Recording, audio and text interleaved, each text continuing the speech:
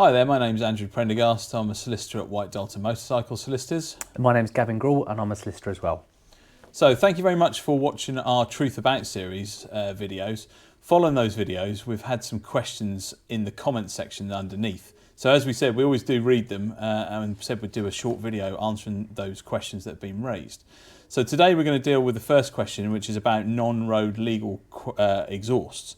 So probably the first thing to do, I suspect, is just read out the whole quote, and then we'll dissect it and answer the bits of the question in it. So the question reads, if someone has a full system or a DCAT kit on their bike, my understanding is that it makes the bike non-road legal, which means their insurance is invalid. Now there's a follow-up. What happens if this person is hit in a filtering accident?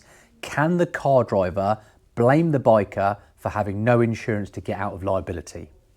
So probably the easiest thing to do, we're going to break that down bit by bit because there's quite a lot of questions and in turn quite a lot of answers within the comments bit. So the first bit, for example, if someone had a full system or DCAT kit on their bike, my understanding is it makes the bike non-road legal, which means their insurance is invalid. So just dealing with that part, potentially yes, it could make the insurance invalid. What you've got to bear in mind is there's several stages or phases to getting insurance. So the first phase may be phoning up for a quote or using an online compare system. So you need to be careful in answering their questions properly. And then thereafter, you're going to get the policy afterwards, which will then detail what's included in the policy and what restrictions are on it. So you've got to be careful about the small print.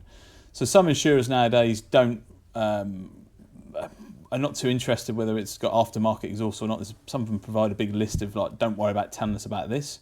But others will say, are there any modifications or restrictions? So if you don't declare them and you're asked, then yes, your insurance could be invalid. So our advice is always declare everything, make sure you've covered that base. So the second part, Gavin, if you want to turn to that. Yeah, what happens if this person is hit in a filtering accident? Can the car driver blame the biker for having no insurance to get out of liability? The short answer is no, they cannot. They are two separate things. If you've got an insurance dispute with regards to your terms, that's between you and your insurer, does that make any difference to the fact that you were knocked off whilst filtering? Of course it doesn't.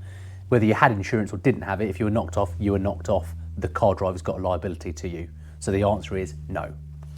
Thank you very much for your questions, and we appreciate you watching us, and please subscribe and like our videos.